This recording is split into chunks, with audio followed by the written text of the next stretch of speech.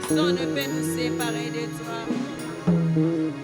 Merci Seigneur pour ton amour. Seigneur, parle à nos cœurs encore ce matin. Nous sommes là pour toi, nous sommes là pour t'écouter. Parle à nos cœurs. Au nom de Jésus-Christ. Amen. Nous pouvons acclamer le Seigneur.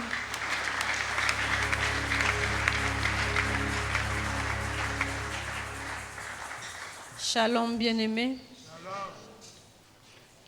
Nous bénissons le Seigneur ce matin pour la grâce qu'il nous accorde d'être encore une fois dans sa présence.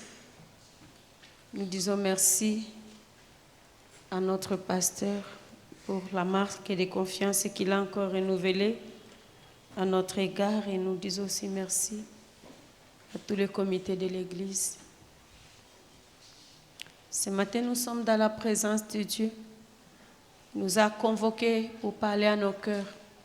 Il a écouté et agréé nos louanges et nos adorations. Et il veut aussi nous donner ses instructions.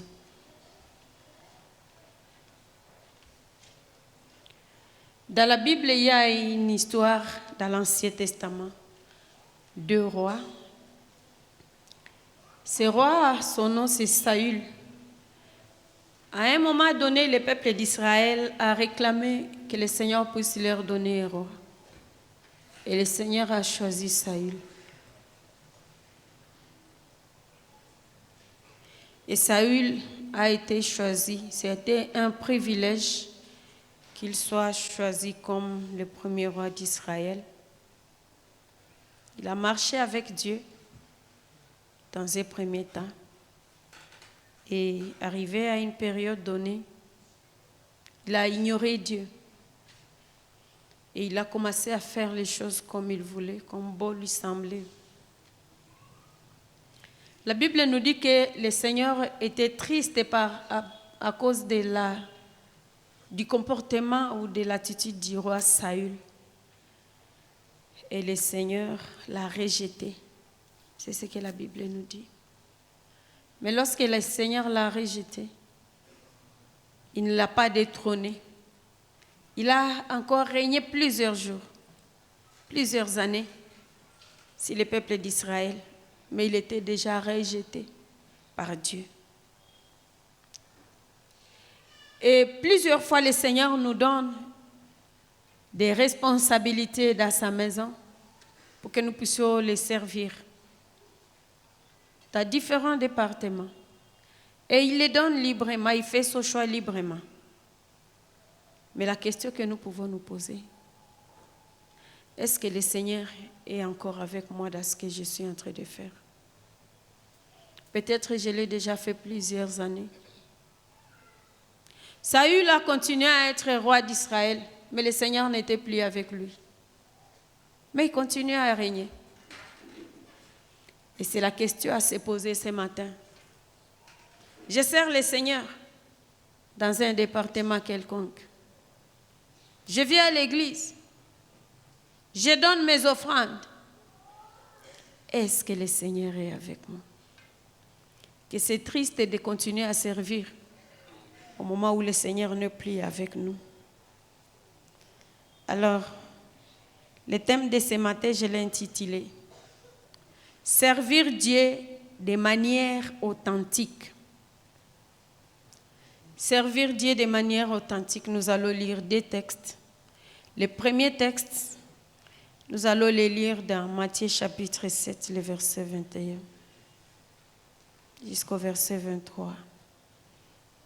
Et le deuxième texte, ça sera dans Jean chapitre 12, verset 26.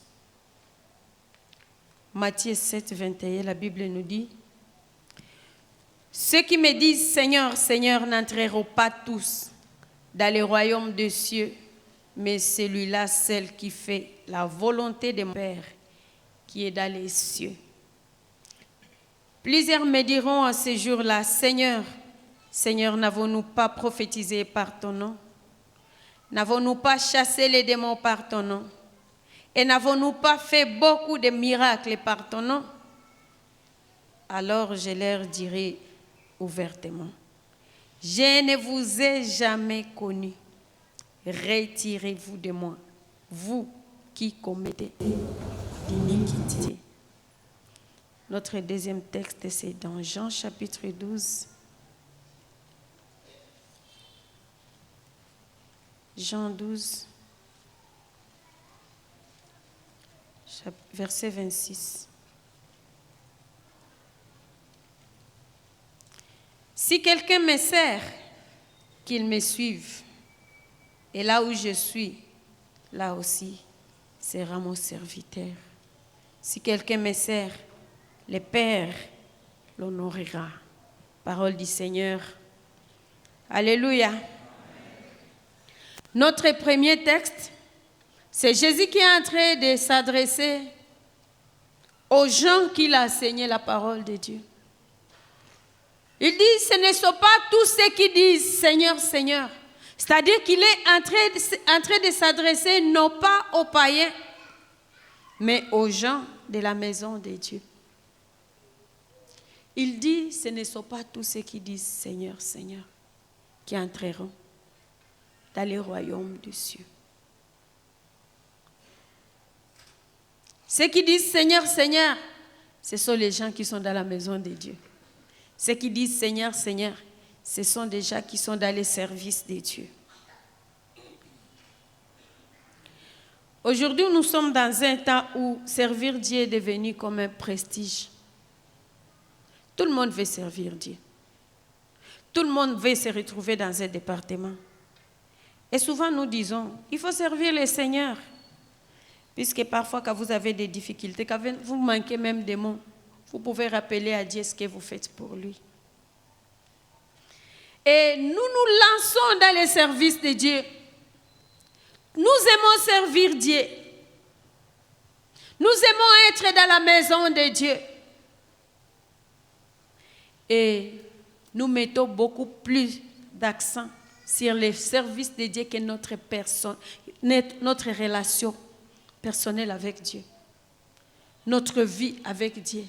Nous ne regardons pas à ça, mais nous nous concentrons sur les services. Beaucoup de gens ne se soucient pas de leur relation avec Dieu. Ils ne se soucient pas de leur relation avec Dieu. Ils sont là seulement en train de servir Dieu. Chaque jour, je dois être à mon poste. Mais ma relation avec Dieu ne me dit plus rien. Nous tous, nous savons que pour servir Dieu, dans chaque entreprise, il y a des règlements d'ordre intérieur. Tous, nous savons que pour servir Dieu, il faut être un bon chrétien. Il faut se convertir, être un chrétien né de nouveau, qui marche à nouveauté de vie avec Dieu. Il faut être un chrétien qui marche dans la sanctification et dans la crainte de Dieu. Mais cela ne préoccupe pas plusieurs personnes. La seule préoccupation, c'est servir. Puisque servir, c'est plus prestigieux que tout ce qui peut construire notre foi. Servir, c'est plus prestigieux que la prière. Servir, c'est plus prestigieux que lire la parole de Dieu, que s'asseoir pour écouter la parole de Dieu. Nous mettons beaucoup plus l'accent sur être dans les services de Dieu. Et Dieu dit, ce ne sont pas tous ceux qui me disent Seigneur, Seigneur, qui vont entrer. Pourquoi? Puisque nous ne mettons pas l'accent sur ce qui bâtit notre foi, sur ce qui construit notre vie chrétienne. Nous aimons seulement servir. Nous aimons être à notre poste. Qu'en est-il de notre relation avec Dieu? Est-ce que parfois nous nous posons cette question? Il y a des gens qui ne se préoccupent pas de leurs conditions spirituelles. Lorsque vous observez la personne et vous la regardez, vous vous posez la question, vous avez même des confusions pour savoir, est-ce que cette personne est chrétienne? Est chrétienne? Est-ce que cette personne est convertie? Puisque les choses qu'il faut, vraiment, c'est pour les païens. Mais il veut seulement il veut seulement rester dans son poste en train de servir. Mais quant à ce qui est de sa relation avec Dieu, de sa condition spirituelle, ça ne les préoccupe pas. Bien-aimés, le Seigneur nous dit, je vous dirai, je ne vous ai jamais connu. C'est ce qu'il dit. Et de telles personnes, quand vous pouvez même voir qu'il y a des choses qui ne vont pas bien dans sa vie, quand vous essayez de parler avec la personne pour lui dire ce comportement n'est pas bon dans la maison de Dieu, il vous dit ça, c'est ma vie privée. Bien-aimés, chers frères et sœurs, tant que vous avez une vie privée sur laquelle vous ne voulez pas qu'on touche, sachez qu'il y a un point d'interrogation dans votre vie spirituelle. Lorsqu'on essaie de toucher tel aspect de votre vie, ce sont des zones sensibles et vous ne voulez pas qu'on touche. Dans la vie chrétienne, il n'y a pas de cachotterie. Dans la vie chrétienne, il n'y a pas de vie privée. Lorsque vous avez quitté votre maison, lorsque vous avez décidé de dire que je vais commencer à aller à l'église et j'entre dans la famille chrétienne, sachez que vous n'avez plus de vie privée. Si aujourd'hui vous voulez entrer dans la vie de mon mari pour dire que voyons, est-ce qu'il est en train de bien traiter sa femme, et puis il vous dit ça, c'est pas votre problème, sachez qu'il y a un ça ne va pas. Là où nous trouvons que ça ne va pas dans votre vie, nous allons toucher et nous allons parler. Puisque si le Seigneur, son objectif pour nous amener ici, c'est qu'un jour nous puissions aller au ciel. Et il y a d'autres personnes, il est à l'église et se comporte comme bon les simples. Il vit comme il veut. Lorsqu'on lui dit, les services que tu es en train de faire, bien aimé, nous pensons que nous allons te mettre un peu à l'écart pour que tu essaies de méditer encore sur ta marche avec le Seigneur. La personne se fâche et il quitte l'église. Bien aimé, le fait de quitter l'église montre que tu ne veux pas qu'on puisse te corriger.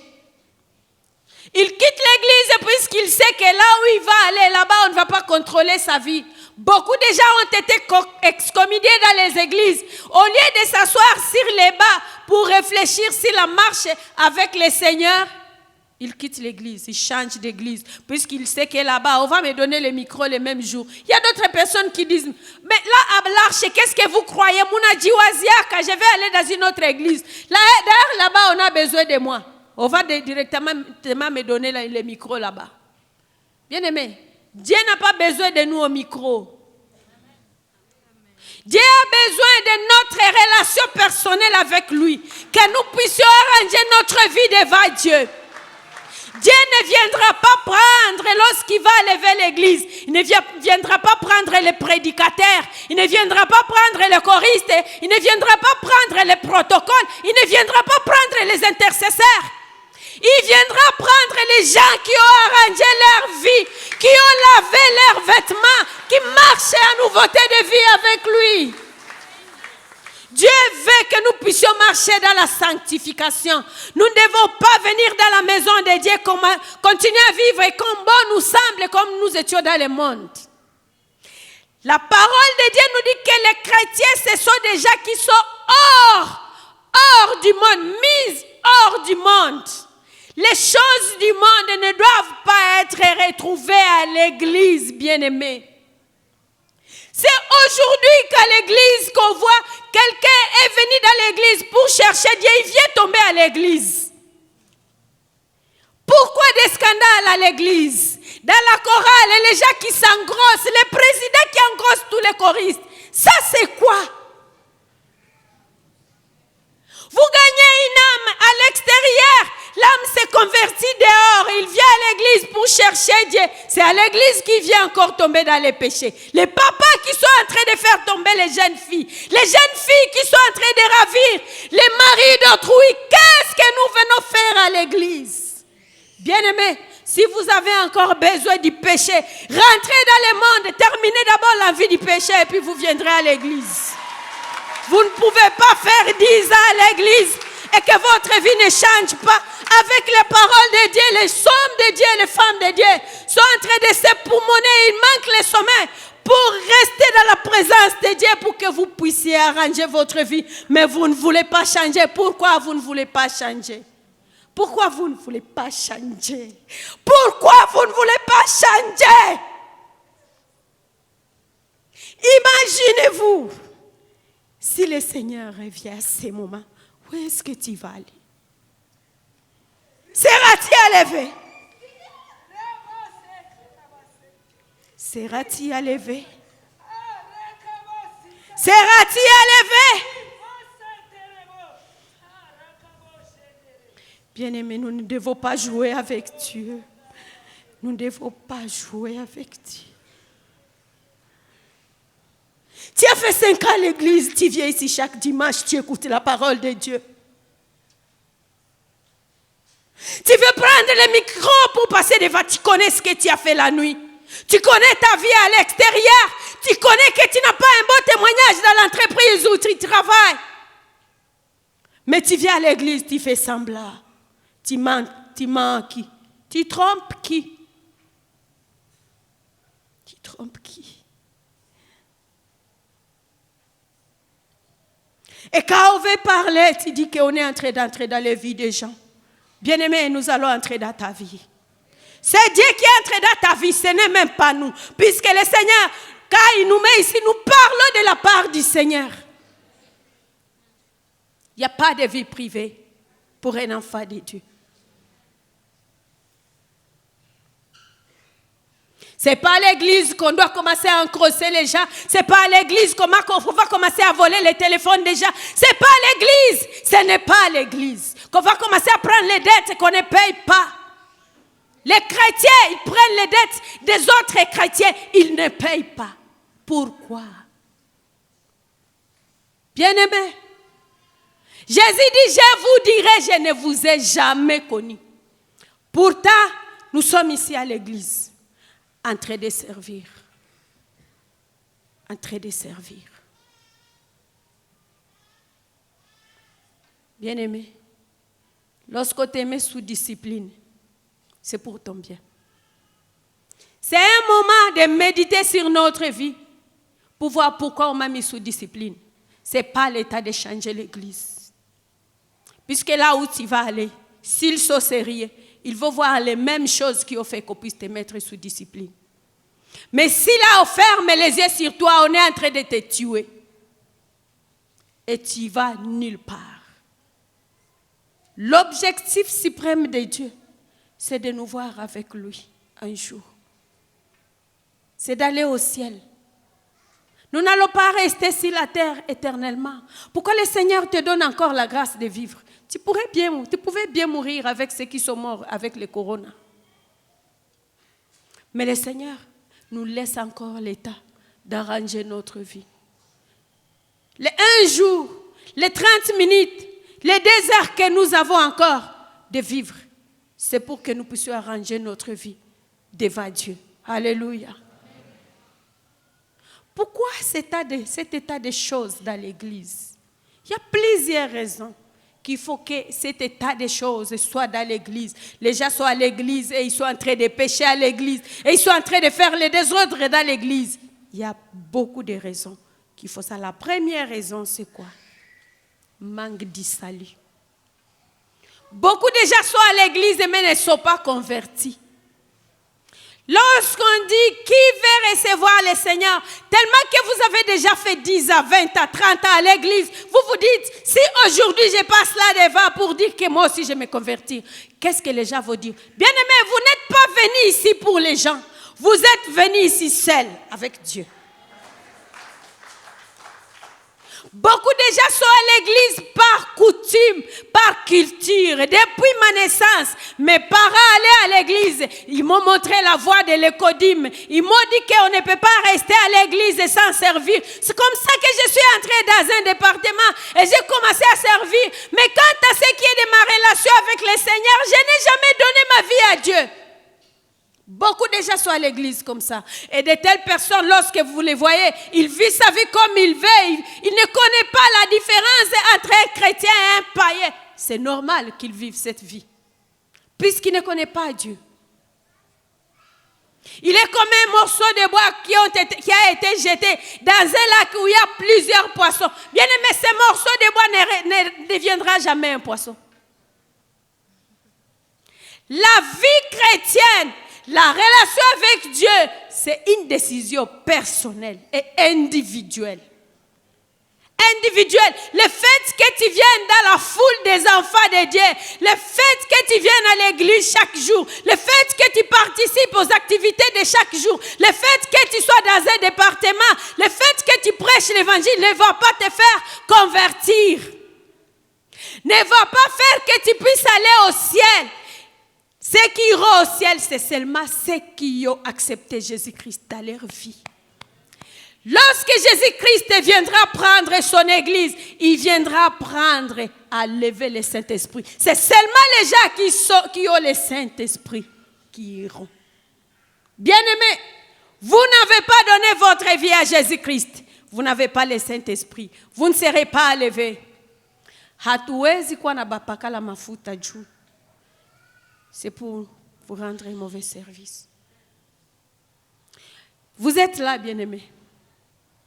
Ça fait 10 ans, 20 ans, 30 ans, 40 ans, même 50 ans que vous êtes à l'église. Si vous savez que vous n'avez jamais pris cette décision personnelle de donner votre vie à Jésus, aujourd'hui, ne loupe pas cette occasion. Peut-être c'est la dernière occasion. Donne ta vie à Jésus. Jésus t'attend les bras ouverts. Ne regarde pas à ton âge. Ne regarde pas à ton statut. Ne regarde pas à ta situation. Donne ta vie à Jésus. Afin qu'un jour, tu ne sois pas surpris et qu'on te dise, tu as dit Seigneur, Seigneur, tu as prêché, c'est vrai. Tu étais juste comme une pancarte qui montre le chemin de l'église. Bien-aimé, une pancarte peut être sur la route et on montre que là-bas il y a l'église. En aucun jour, la pancarte arrivera à l'église. Mais les gens sont en train de lire sur la pancarte et ils sont en train d'aller à l'église pour aller se convertir. Mais la pancarte n'arrivera jamais à l'église. Et beaucoup de gens sont comme ça dans l'église. Ils chantent, ils font les protocoles, ils filment les cultes, ils jettent dans les réseaux sociaux. Les gens se convertissent de partout, mais sauf lui. Il n'est pas converti. Et les gens qui se sont convertis par la prédication que tu as donnée, bien aimé, ils vont aller au ciel. Toi, tu vas rester. Être converti. Retournons à nous-mêmes. Regardons quand est-ce que nous nous sommes convertis. Comment est-ce que nous nous sommes convertis? Peut-être c'est la raison pour laquelle les péchés n'arrivent pas à quitter ta vie. Peut-être c'est la raison pour laquelle tu n'arrives pas à lâcher ce péché qui est collé à toi. Ne venons pas à l'église par coutume, mais sachons ce que nous sommes en train de poursuivre. La deuxième raison est que beaucoup ne connaissent pas Dieu. Il y a des gens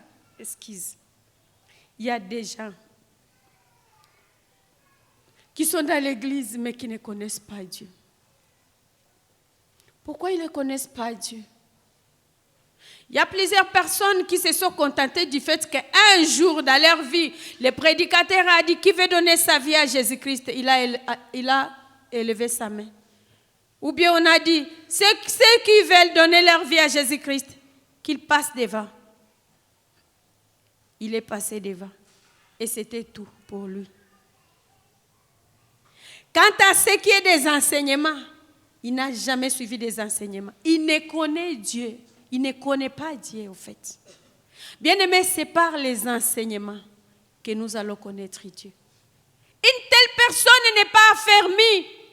Il ne connaît pas devenir chrétien, c'est quoi? C'est lorsque nous sommes enseignés que nous comprenons même cette relation-là que nous avons commencé avec Dieu. Ce que ça signifie. Comment est-ce qu'on vit dans cette relation? Comment est-ce qu'on entretient cette relation? Lorsque chaque dimanche on annonce qu'il y a classe d'orientation, bien-aimé, si vous savez que vous avez déjà donné votre vie à Jésus-Christ, mais que vous n'avez jamais suivi les enseignements de base pour la vie chrétienne, allez vous faire inscrire. Allez vous faire inscrire. C'est pour votre bien.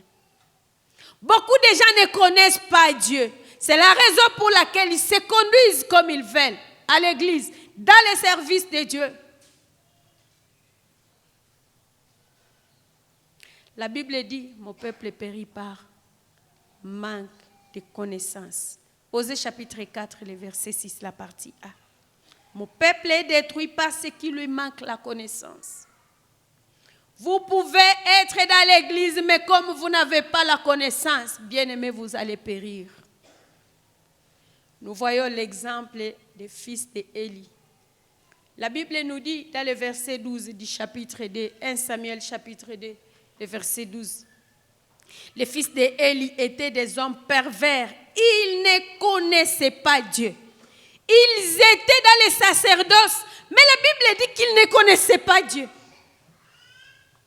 Et le fait de ne pas connaître Dieu, ils étaient pervers, ils faisaient des bêtises dans la maison de Dieu, ils pouvaient s'ingérer dans les offrandes de Dieu, mettre la fourchette dans la viande qui était sacrifiée pour Dieu. Ils prenaient les morceaux qu'ils voulaient, ils couchaient avec les femmes dans les temples de Dieu. Ils étaient pervers, puisqu'ils ne connaissaient pas Dieu.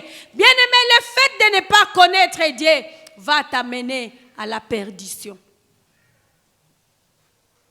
Si ces gens, si ces fils d'Élie pouvaient s'approcher de leur père pour essayer de lui poser des questions par rapport à Dieu, par rapport à connaître Dieu, peut-être qu'ils ne pouvaient pas faire ces choses. Ils ne connaissaient pas Dieu. Beaucoup de gens sont à l'église et ne connaissent pas Dieu. C'est la raison pour laquelle ils vivent leur vie comme beau les semble. Bien-aimés, ce que nous devons savoir, le fait d'être ignorant ne va pas te faire échapper à la punition de Dieu.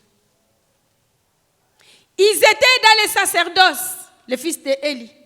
Le fait qu'ils ne connaissaient pas Dieu, Dieu les a punis, Dieu les a tués. Il n'a pas tenu compte de leur ignorance. Il n'a pas tenu compte de leur ignorance. Quand le châtiment est venu, le châtiment les a frappés. Lorsque vous êtes dans la maison de Dieu, vous ne voulez pas acquérir des connaissances par rapport à Dieu. Bien-aimé, le châtiment ne va pas vous échapper.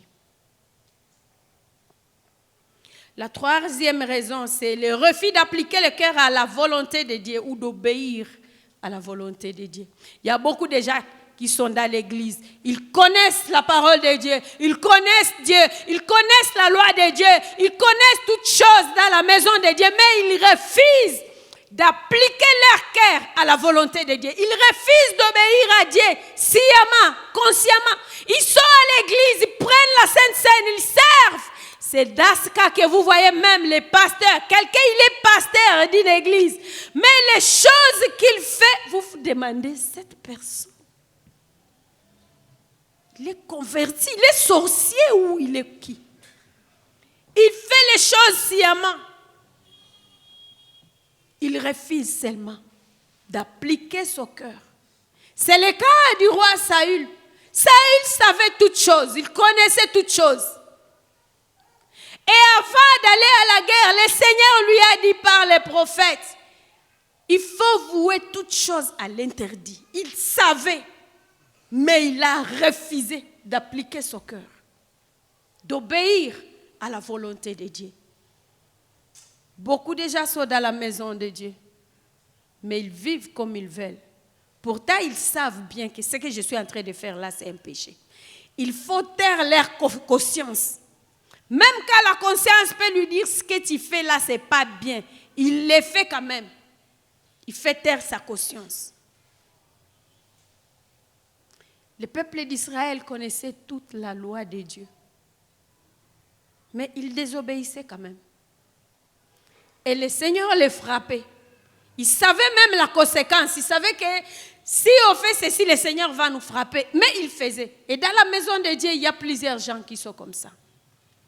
Il connaît la Bible, il connaît la parole de Dieu, il enseigne la parole de Dieu. Mais il refuse. Il refuse de se soumettre à la parole de Dieu. Bien-aimé, un jour, le Seigneur viendra. Ne soyons pas dans la catégorie des gens à qui il va dire « Je ne vous ai jamais connu. Je ne vous ai jamais connu. » Puisque les gens qui disent « Seigneur, Seigneur, Seigneur », ce ne sont pas les gens du dehors, mais ce sont les gens qui sont dans la maison de Dieu. Ce sont les gens qui chantent à la chorale. Ce sont les gens qui sont devant la caméra. Ce sont les gens qui prêchent. Mais Jésus dit, je leur dirai, je ne vous connais pas. Puisqu'ils ont refusé d'appliquer leur cœur aux choses de Dieu. La quatrième raison, c'est l'activisme. Beaucoup de gens sont à l'église, ils tombent dans l'activisme.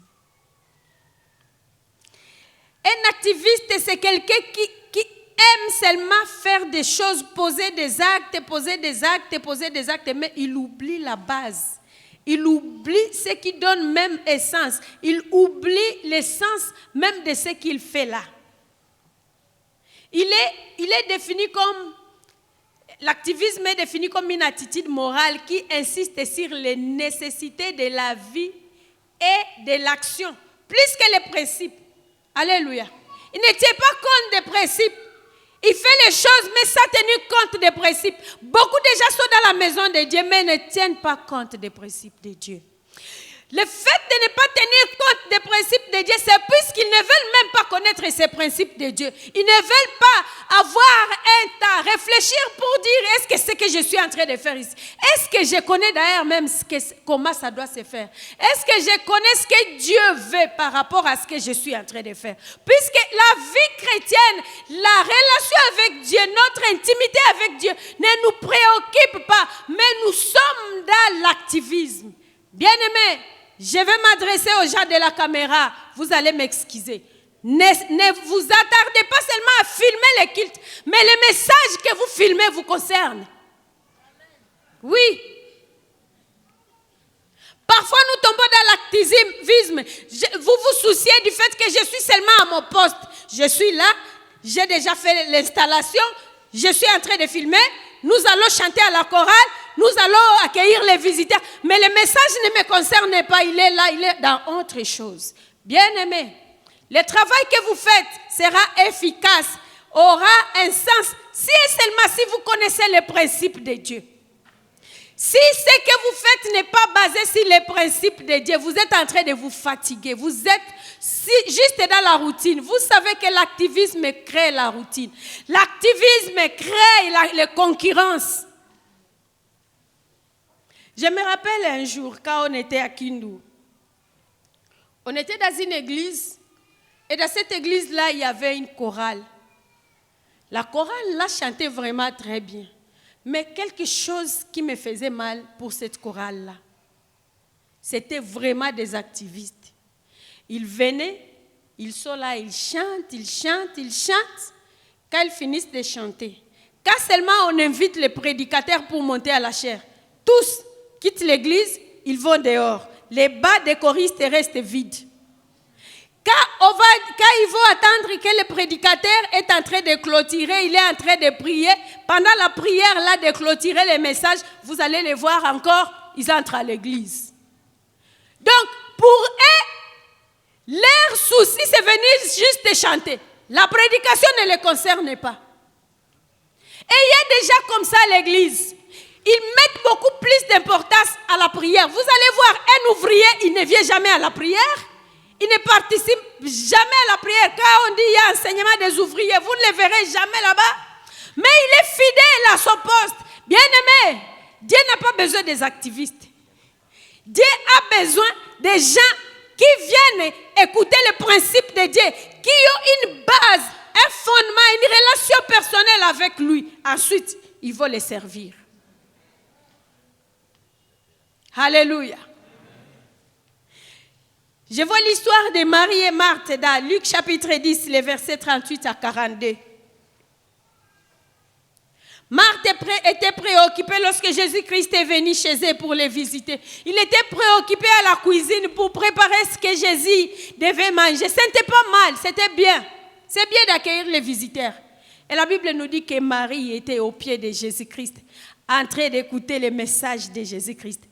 Et vous savez, lorsqu'on est dans l'activisme, on commence à se lamenter, on se fatigue, on se lamente, on commence à dire pourquoi moi je suis fatigué par ce travail, pourquoi les autres ne viennent pas m'aider, vous êtes activiste. Lorsque le Seigneur vous a engagé dans ce travail-là, il vous a engagé avec qui? Bien-aimé, quelqu'un qui n'est pas activiste, même quand il peut venir à la veille des prières et qu'il devait être à 50 qui se trouve lui seul, il ne va pas rentrer. Il va rester là. Puisque chacun est appelé à son nom. Alléluia. Marthe dit, Jésus-Christ, tu ne vois pas que je suis fatiguée seule. Il faut que Marie vienne m'aider. Jésus lui dit, Marthe, Marie a choisi la bonne part. Si tu connaissais les principes pour fonder ce que tu fais là, c'est les principes divins, tu n'aurais pas réclamé que Marie vienne t'aider. Lorsque nous sommes dans l'activisme, ça va être des concurrences. Tel n'a pas bien fait. Nous faisons bien que tel. Tel d'ailleurs, il fait ceci. Ça va commencer à créer des comparaisons. Bien-aimés, nous devons quitter l'activisme. Nous devons être des serviteurs authentiques. Authentiques pour Dieu. Quand on est dans l'activisme, on agit là où il n'y a pas de besoin. On fait les choses là où il n'y a pas les besoins. C'est comme parfois, je vois déjà ouvrir des églises comme un prestige. Il y a une église ici, il y a une autre. Sur une avenue, vous pouvez trouver 5 églises, 10 églises sur une avenue. On se demande, c'est pour répondre à quel besoin.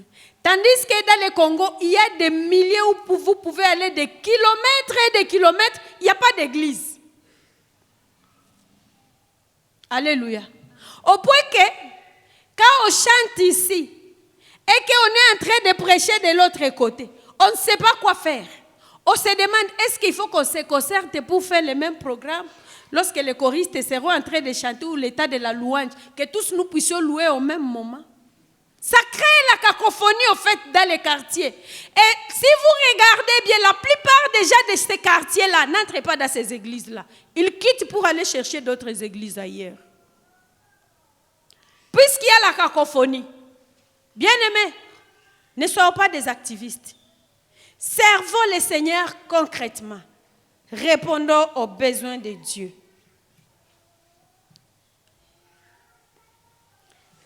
La 5e raison, c'est la mauvaise motivation. Ce qui fait que les gens soient dans l'église et vivent leur vie comme bon leur semble, c'est la mauvaise motivation. Tous ceux qui sont dans l'église, tous ceux qui servent n'ont pas une bonne motivation. Il y a ceux qui sont là juste pour qu'on les voie. Et une personne qui vient avec cette motivation-là, si par exemple on ne l'a pas programmé, là où il doit être exposé, ça va créer des problèmes. Ça va être un problème. Moi, on ne me donne pas les micros dans cette chorale. Je ne veux plus chanter. Tu es venu pour les micros ou bien tu es venu servir Dieu? Alléluia. De toutes les façons, quand nous chantons, nous ne chantons pas pour les gens. C'est la raison pour laquelle même ceux qui ne savent pas chanter, ils ont aussi le droit de chanter. Puisque nous n'avons pas besoin que les gens nous écoutent avec un bic rouge pour dire « Oule, alipacho aimba deuxième voix, mais aimba troisième voix, na mélanger na quatrième voix. » On ne connaît pas très bien ce qui plaît à Dieu. Alléluia. Lorsque nous avons des mauvaises motivations, bien-aimés, nous n'allons pas plaire à Dieu. Et ce que nous faisons, ça sera comme un dérangement aux oreilles de Dieu et aux yeux de Dieu. Lorsque nous venons à l'église, nous servons pour chercher le positionnement. Ce n'est pas une bonne motivation, bien-aimé. Depuis que je suis dans cette église, on ne m'a pas donné la responsabilité. Tu cherches quelle responsabilité, bien-aimé? Il y a plusieurs chairs là dehors. On ne me donne pas la chair depuis que je suis dans cette église. Moi, on ne m'a pas donné la chair pour prêcher. Va créer ta chair là-bas. Bien-aimé, si nous voulons tous ici, nous pouvons être des pasteurs. Si nous voulons. Puisque lorsque nous sortons là dehors, lorsque nous allons prêcher, nous allons créer notre propre chair. Et la foule va venir nous suivre. Nous allons prêcher. Alléluia. Alléluia. Ne dites pas, moi, on ne m'a pas donné la chair, c'est la raison pour laquelle moi, je ne sers pas. Il y a plusieurs chairs là-bas dans les quartiers, partout, même dans ton quartier, il y a la chair que tu peux créer là-bas. La motivation.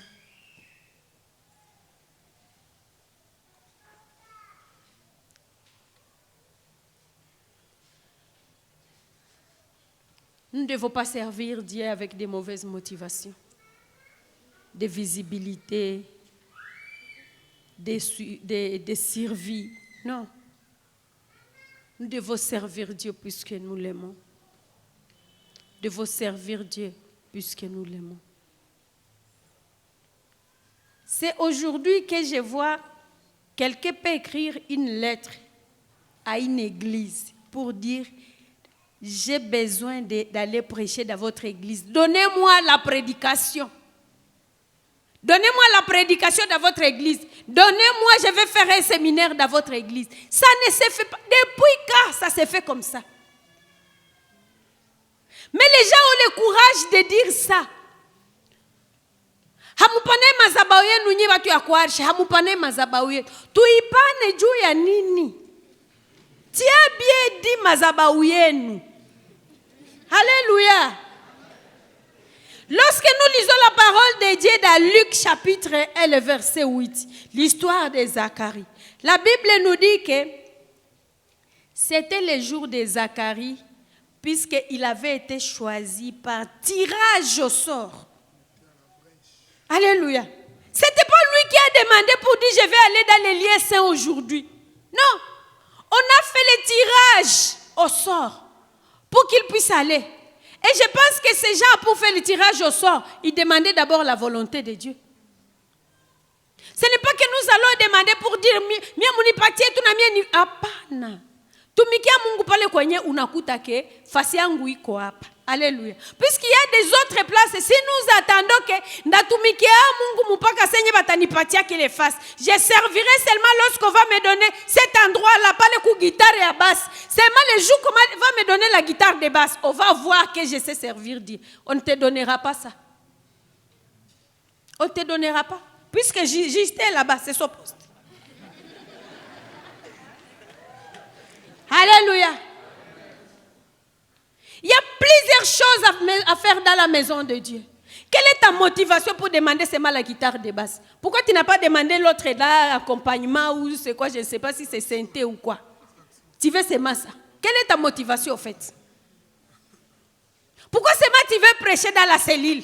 Pourquoi tu ne peux pas venir avant et arranger les chaises? C'est du travail aussi. Alléluia. La motivation, c'est quoi en fait? Lorsque nous servons le Seigneur, lorsque nous posons des actes pour Dieu, nous devons nous poser la question. Quelle est la motivation? Qu'est-ce qui me motive? Qu'est-ce qui me pousse à faire ceci? Alléluia. Ces choses, ce sont des choses qui déplaisent à Dieu. Et ce sont des choses sur lesquelles nous nous concentrons. Nous voulons juste servir, poser des actes, mais nous oublions. Nous oublions, c'est lui que nous voulons même venir servir. Nous oublions les dieux que nous voulons servir. Alléluia. En fait, nous avons négligé Jésus-Christ et nous nous sommes concentrés à son œuvre. Et c'est ce qu'était Marthe. Marthe ne s'est pas préoccupée de Jésus-Christ. Il est allé d'abord seulement pour préparer la nourriture à manger. C'est comme vous accueillez un visiteur dans votre maison. Unamukaribisha munyumba tu namwambia biti biko munyumba anaingia munyumba, tu ne lui as même pas dit bonjour, tu peux préparer les foufous. Est-ce que vous pensez qu'il va manger ces foufous là? Tu n'as même pas parlé avec les visiteurs. Et aujourd'hui dans la maison de Dieu, nous nous préoccupons beaucoup de servir au point que nous oublions notre relation avec Dieu. Nous oublions de vérifier, est-ce que je vis d'abord à bonne relation? Est-ce que je suis à bon terme avec Dieu? Comment est ma situation spirituelle? Comment est ma vie spirituelle? Alléluia. Lorsqu'il s'agit des choses qui vont m'aider dans ma vie spirituelle, est-ce que je m'y mets j'expose mon cœur pour que mon esprit soit construit, soit nourri? Ou bien je suis là seulement, je vais seulement servir? Alléluia. Alors, comment nous pouvons sortir de cet état de faire les choses? Nous avons lu dans notre passage de Jean chapitre 12, le verset 26. Si quelqu'un me sert, qu'il me suive. Si quelqu'un me sert, qu'il me suive. Et là où je suis, là aussi sera mon serviteur. Jésus-Christ veut que nous puissions les suivre. Si nous voulons réellement les servir, que nous puissions les suivre. Nous ne pouvons pas suivre le Jésus-Christ à qui nous n'avons pas donné notre vie. La première chose, c'est de donner d'abord notre vie à Jésus-Christ. Être en relation, entrer en relation avec Dieu. Bien aimé, il y a beaucoup de gens qui servent Dieu comme quelqu'un qui peut attendre seulement et communiquer ou dire nous avons besoin de gens qui vont aller travailler dans une plantation quelque part.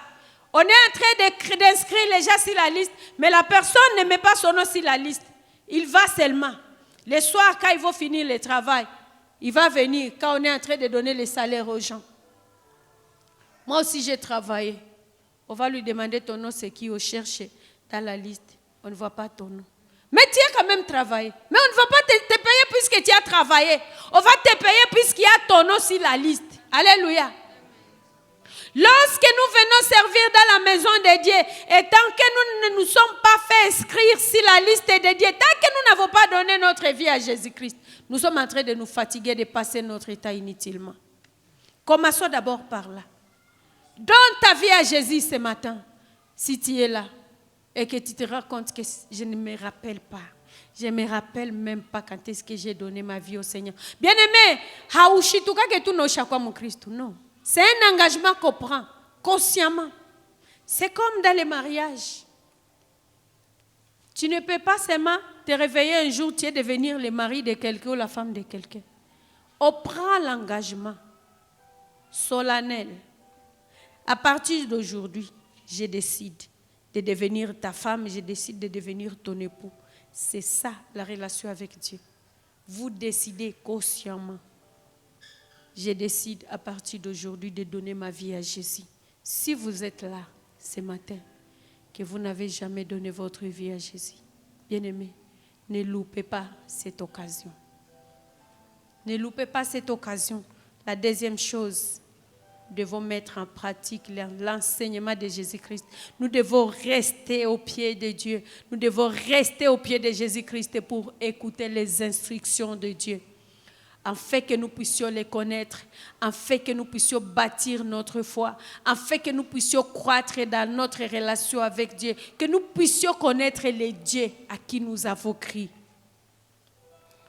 La troisième chose, nous devons marcher à nouveauté de vie avec Dieu. Puisque la préoccupation de Dieu, la finalité de Dieu, c'est de nous avoir avec lui. La finalité de Dieu, c'est de nous avoir avec lui. Là où je suis, là aussi sera mon serviteur. Nous devons rechercher à être là où Jésus-Christ est, puisque nous sommes les serviteurs de Dieu. Nous devons désirer rester là où il est. Alléluia. La deuxième chose que nous devons faire, c'est de laisser mourir les vieils hommes. Laissez mourir la vieille nature. Que cette vieille nature ne puisse pas nous dominer. Mais nous devons laisser mourir cette vieille nature. La Bible nous dit dans Romains 6, sachant que notre vieil homme a été crucifié avec Christ, afin que le corps du péché fût détruit, pour que nous soyons plus esclaves du péché. Laissez mourir les vieils hommes. Galates 5, 24. Ceux qui sont à Jésus-Christ ont crucifié la chair avec ses passions et ses désirs. Ceux qui sont à Jésus-Christ, ceux qui servent Dieu correctement, ceux qui sont vrais, authentiques dans le service de Dieu, ce sont ceux qui ont crucifié les passions de la chair pour vivre seulement pour Dieu. Alléluia. Nous allons incliner nos têtes dans la prière.